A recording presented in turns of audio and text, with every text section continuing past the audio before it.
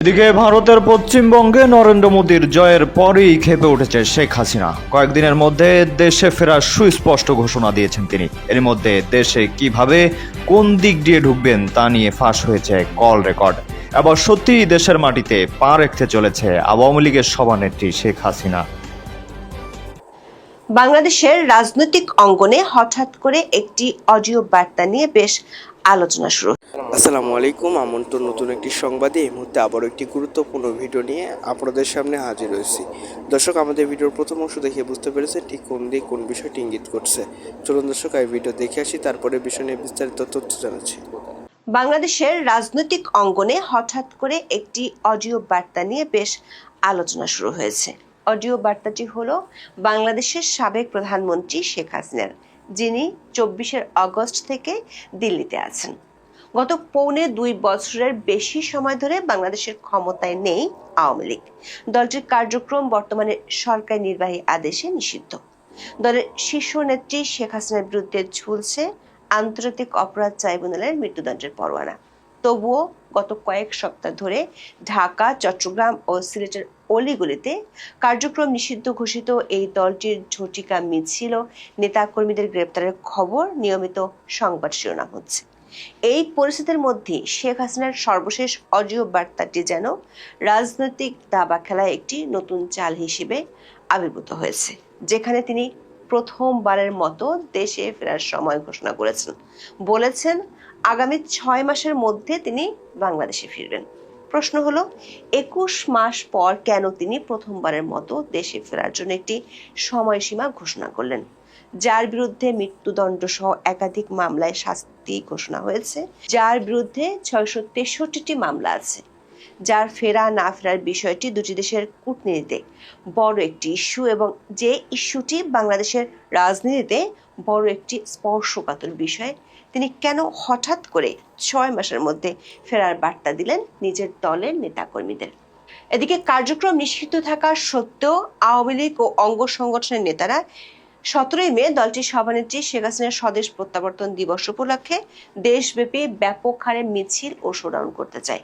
সব মিলিয়ে শেখ হাসিনার অডিও বার্তা এবং আওয়ামী লীগের অঙ্গ সংগঠনগুলোর মাঠের তৎপরতা বাড়ায় বাংলাদেশের রাজনৈতিক অঙ্গনে নতুন করে শুধু আলোচনাই বাড়েনি, পর্দার আড়ালে বেশ কিছু নতুন মেরুকরণেরও খবর পাওয়া যাচ্ছে। সেসব খবর যদি সত্যি হয়, তাহলে সামনে আসতে পারে বেশ কিছু চমক। বিস্তারিত জানতে চলুন যাওয়া যাক বিশ্লেষণে।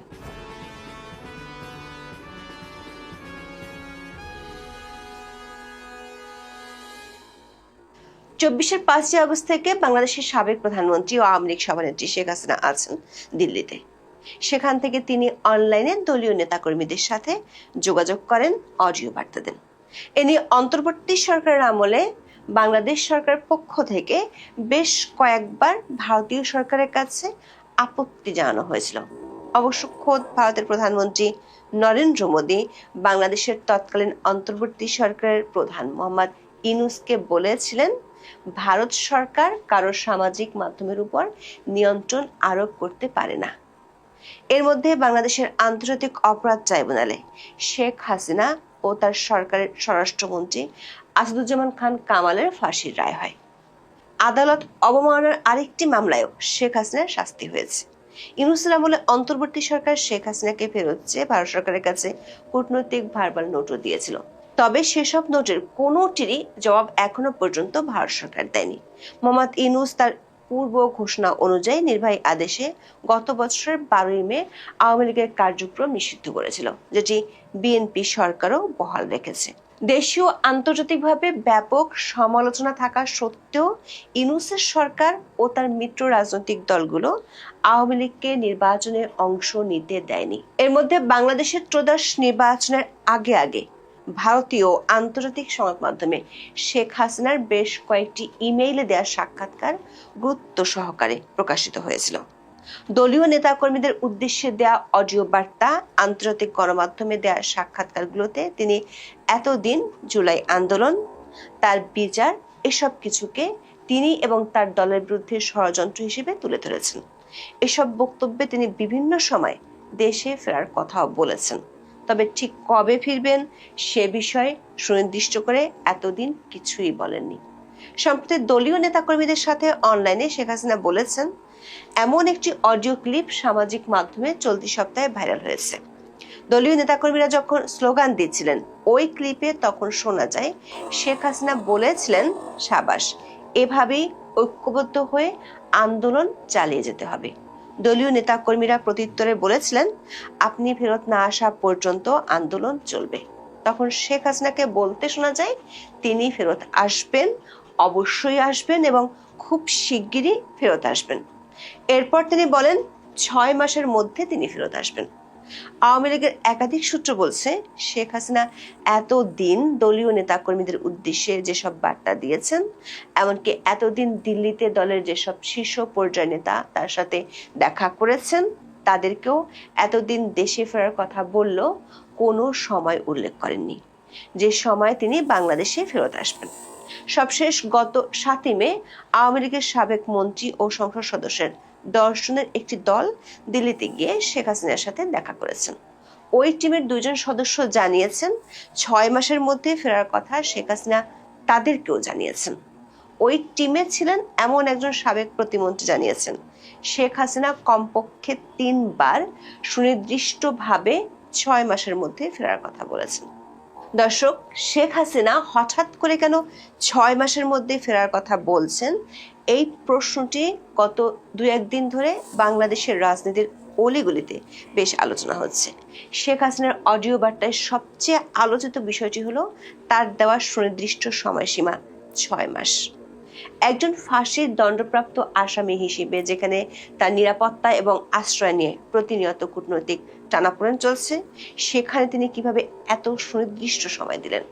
রাজনৈতিক বিশ্লেষক এবং গোয়েন্দা সূত্রগুলো এই 6 মাসের হিসাবকে কয়েকটি ভিন্ন আঙ্গিক থেকে দেখছেন।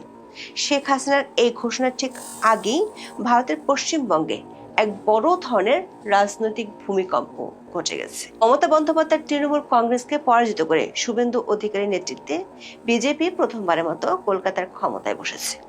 শুধু কলকাতা বা পশ্চিমবঙ্গ নয়, মিজোরাম, ত্রিপুরা ও আসাম মানে বাংলাদেশের 3 দিকে সীমান্ত রাজ্যগুলোতে এখন ডাবল গেরুয়া সরকার, মানে কেন্দ্র আর রাজ্যগুলোতে বিজেপির জয় জয়কার। ডাবল গেরুয়া সরকার ক্ষমতা আসার পর তিনি কেন এমন সময়সীমার কথা উল্লেখ করলেন, সে প্রশ্ন রাজনৈতিক আলোচনাগুলোতে উঠে আসছে।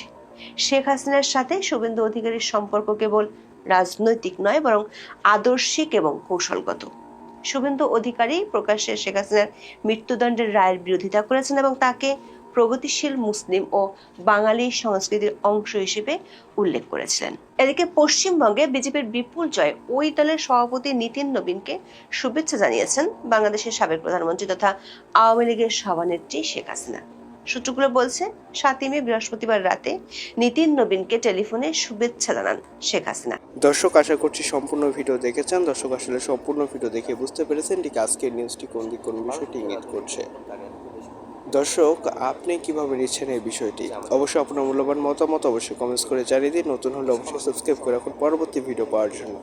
ধন্যবাদ, দেখা হচ্ছে।